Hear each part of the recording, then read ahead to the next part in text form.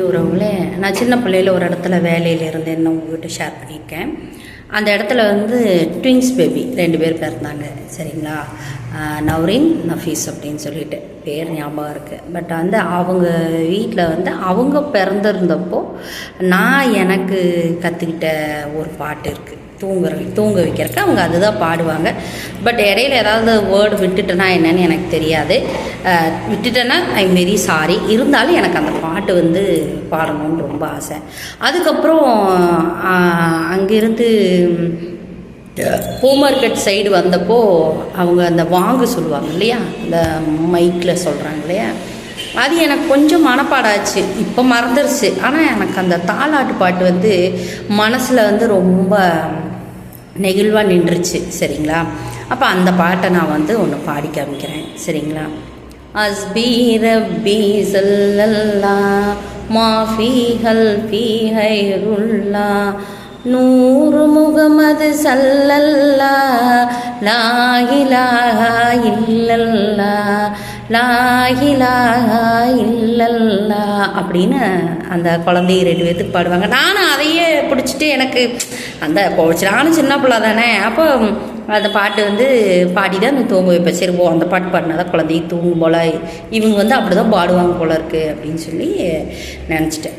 அப்போது 2வது எனக்கு பொண்ணு பிறந்தப்போ பழைய எங்கள் பாட்டியெல்லாம் சொல்லி கொடுத்த பாட்டு 2-3 பாட்டை கொஞ்சம் மாற்றி போட்டு பாடுவோம். எப்படின்னா, ஆராரோ ஹரிரரோ ஹரி ஹரிரரோ தங்கமே தாராவே தடம்பழியே போகாதே தங்கமே தாராவே தடம்பழியே போகாதே தட்டங்கண்டா பிடிச்சுக்குவான் தராசில நிறுத்திடுவான் தட்டங்கண்டா பிடிச்சுக்குவான் தராசில நிறுத்திடுவான் தங்கமே கண்ணுறங்கு பொன்னே நீ கண்ணுறங்கு ஆராரோ அரிரரோ அரி அரிரரோ அப்படின்னு ஒரு பாட்டு. அதில் இன்னும் 2-3 வரி வரும். பட் அதை நான் சொல்லலை. மாமே அடிச்சானோ மல்லிகைப்பூ செண்டாலே அத்தை அடிச்சாலோ செவ்வரளி செண்டாலே ஆராரோ அரிரரோ அரிர அரிரரோ. அப்போ கூட 2-3 வரிகள்லாம் எனக்கு அந்த என் மகளோட மேலே இருக்கக்கூடிய ஈர்ப்பில் சில வரிகளை போட்டு பாடிடுவேன். அப்போ எங்கள் பையன் பிறந்தப்போ தான் அவன் எந்த பாட்டு பாடினாலும் அது ஒரு மாதிரியாக இவன் கொஞ்சம் ரொம்ப குடைய ஆரம்பிச்சிட்டு இருந்தான். அப்போ எந்த பாட்டுமே அவனுக்கு தூக்கம் வரல அப்படிங்கிறத விட அவன் ரொம்ப கொஞ்சம் பிறந்து 9 நாள் கூட ஆகலை. அவனுக்கு கொஞ்சம் உடம்புக்கு சரியில்லாமல் வேறு இருந்துச்சு. ஐயோ, பிறந்து ஏதோ ஒரு அவனுக்கு பாதிச்சிருக்கே அப்படின்னு நான் ரொம்ப கவலையோடு இருந்த பீரியடு. ஆனால் அவனை நல்லா தூங்க வைக்கணும், நல்லா இது பண்ணி பார்த்துக்கணும் அப்படிங்கிறதுல ரொம்ப கவனமாக இருந்தேன்.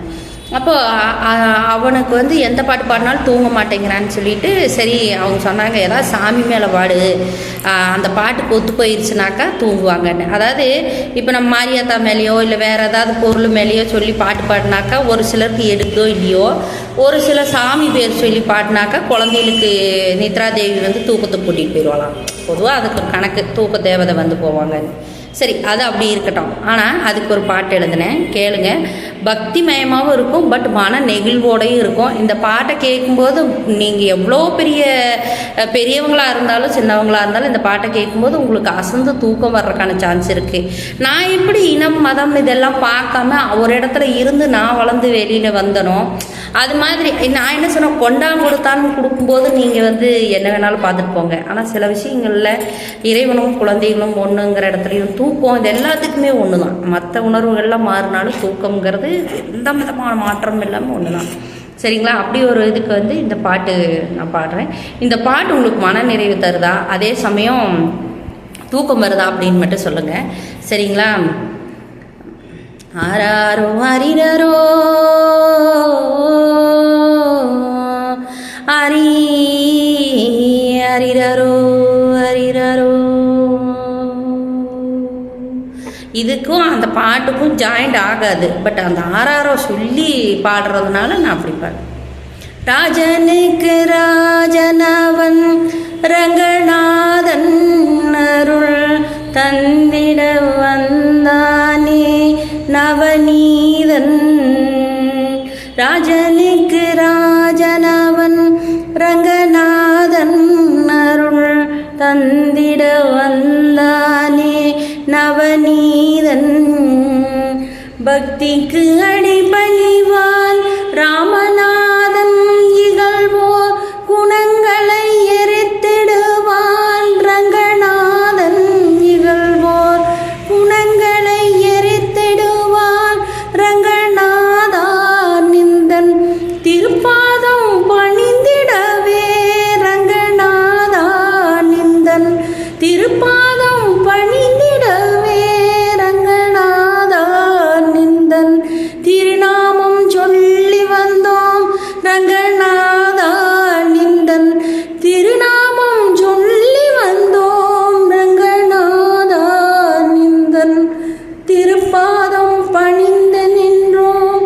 ரங்கநாதா. இது என் மகனுக்கு ரொம்ப உடம்பு முடியாமல் இருந்தப்போ எழுதின பாட்டு. இந்த பாட்டை கேட்டதுக்கப்புறம் தான் என் மகன் தூங்க ஆரம்பித்தான். இன்றைக்கி நல்லா இருக்கான் ஆண்டவனுடைய அருளால். இதெல்லாம் சில விஷயங்களுக்கெல்லாம்